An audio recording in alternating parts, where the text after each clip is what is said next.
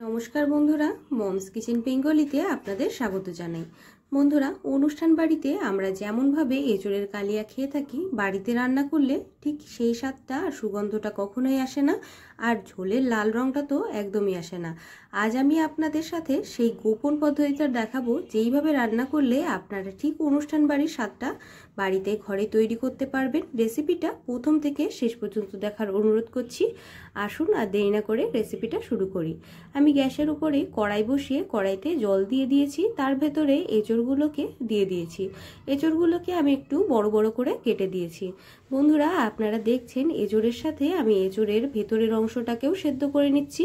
আমি এঁচোড়ের ভেতরের অংশটা দিয়ে একটা অসাধারণ স্বাদের রেসিপি তৈরি করেছি। এই অংশটা অনেকেই রান্না করে না, এগুলোকে ফেলে দেয়, কিন্তু এটা ফেলে না দিয়ে আপনারা এই অপূর্ব একটা রেসিপি তৈরি করতে পারেন।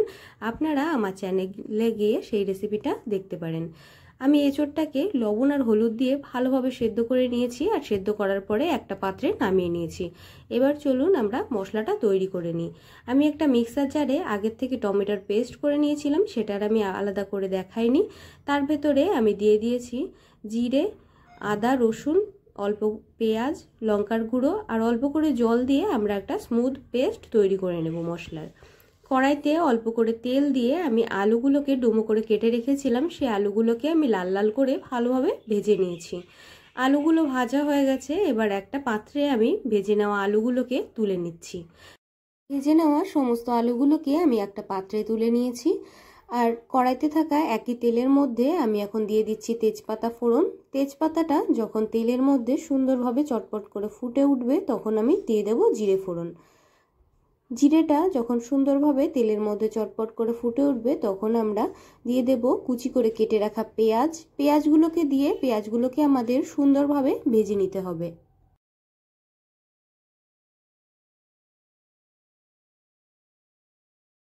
পেঁয়াজগুলোকে আমি সুন্দরভাবে ভালোভাবে ভেজে নিয়েছি। এখন আমি দিয়ে দিচ্ছি টমেটোর পেস্ট। টমেটোর পেস্টটাকে দিয়ে আবার আমাদের সুন্দরভাবে কষিয়ে নিতে হবে। ভালোভাবে আমাদের টমেটোর পেস্টটাকে দিয়ে বেশ কিছুক্ষণ সুন্দরভাবে কষিয়ে নিতে হবে। প্রথমেই মশলা দিলে কিন্তু হবে না, টমেটোর পেস্টটা দেওয়ার পরে তারপরে আমাদের বাটা মশলাগুলোকে দিয়ে নিতে হবে। টমেটোর পেস্টটাকে দেওয়ার পরে আমি বেশ কিছুক্ষণ ভালোভাবে কষিয়ে নিয়েছি। এখন আমরা যে মশলাটা তৈরি করেছিলাম, সেই মশলাটা আমি দিয়ে দেব। আপনারা যতটা ঝাল খেতে পছন্দ করেন, সেই বুঝে আপনারা লঙ্কার পরিমাণটা মশলার মধ্যে বেশি বা কম দিতে পারেন। সমস্ত মশলাটাকে দেওয়ার পরে আবার খুন্তির সাহায্যে সুন্দরভাবে নাড়িয়ে চাড়িয়ে আমাদের মশলাটাকে কষিয়ে নিতে হবে। বন্ধুরা, মশলাটাকে যতটা ভালো করে কষানো হবে, এঁচোড়ের স্বাদটা কিন্তু ততটাই ভালো আসবে। তার জন্য মশলাটাকে আমাদের বেশ কিছুক্ষণ সময় ধরে সুন্দর করে কষিয়ে নিতে হবে। মশলার মধ্যে আমি অল্প করে একটু মশলা ধোয়া জল দিয়ে দিচ্ছি। মশলা ধোয়া জলটা দেওয়ার পরে আবার মশলাটাকে আমাদের খুন্তির সাহায্যে সুন্দরভাবে কষিয়ে নিতে হবে।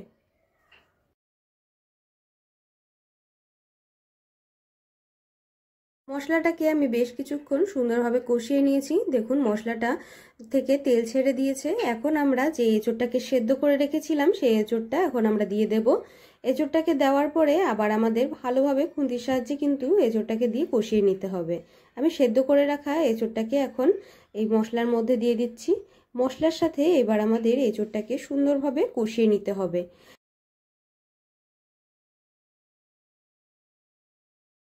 এঁচোড়টাকে আমি কিছুক্ষণ মশলার সাথে ভালোভাবে কষিয়ে নিয়েছি। এখন দিয়ে দিচ্ছি অল্প পরিমাণে লবণ, দিয়ে দেব অল্প পরিমাণে হলুদ।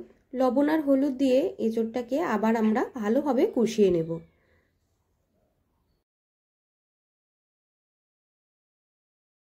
লবণ হলুদ দিয়ে মশলার সাথে এঁচোড়টাকে আমি বেশ কিছুক্ষণ সুন্দর করে কষিয়ে নিয়েছি। এখন ভেজে রাখা আলুগুলো দিয়ে আবার আমাদের ভালোভাবে কষিয়ে নিতে হবে।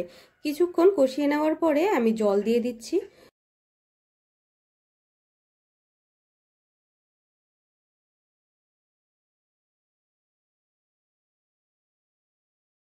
এঁচোড়ের ভেতরে জল দেওয়ার পরে একবার আমাদের খুন্তির সাহায্যে সুন্দরভাবে নাড়িয়ে দিতে হবে। তারপর এঁচোড়টাকে আমাদের ঢাকা দিয়ে বেশ কিছুক্ষণ রান্না করে নিতে হবে।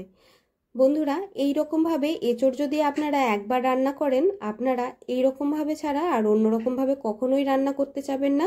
আমি এঁচোড়ের মধ্যে অল্প সামান্য পরিমাণে চিনি দিয়ে দিয়েছি। আপনারা যদি চিনিটা না খান, তাহলে এখানে আপনারা চিনির ব্যবহার নাও করতে পারেন।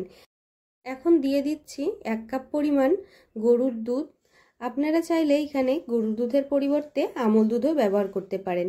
আর আমি একটা ভাজা মশলা ঘরে তৈরি করেছি, সেই ভাজা মশলাটা এখানে দিয়ে দিচ্ছি।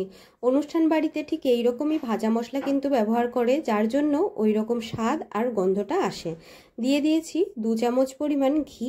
এবার বেশ কিছুক্ষণ আমাদের ঢাকা দিয়ে রান্না করে নিতে হবে। বন্ধুরা, তৈরি হয়ে গেছে আমার অনুষ্ঠান বাড়ির স্বাদে এঁচোড়ের কালিয়ার রেসিপি। রেসিপিটা ভালো লাগলে চ্যানেলটিকে সাবস্ক্রাইব করে বেল আইকন দাবাতে ভুলবেন না। চ্যানেলে নতুন হয়ে থাকলে অবশ্যই সাবস্ক্রাইব করবেন আর নতুন বন্ধুদের দেখার সুযোগ করে দেবেন। আপনারা সবাই খুব ভালো থাকবেন, সুস্থ থাকবেন। দেখা হবে পরের ভিডিওতে নতুন রেসিপি নিয়ে। রেসিপিটা শেষ পর্যন্ত দেখার জন্য ধন্যবাদ।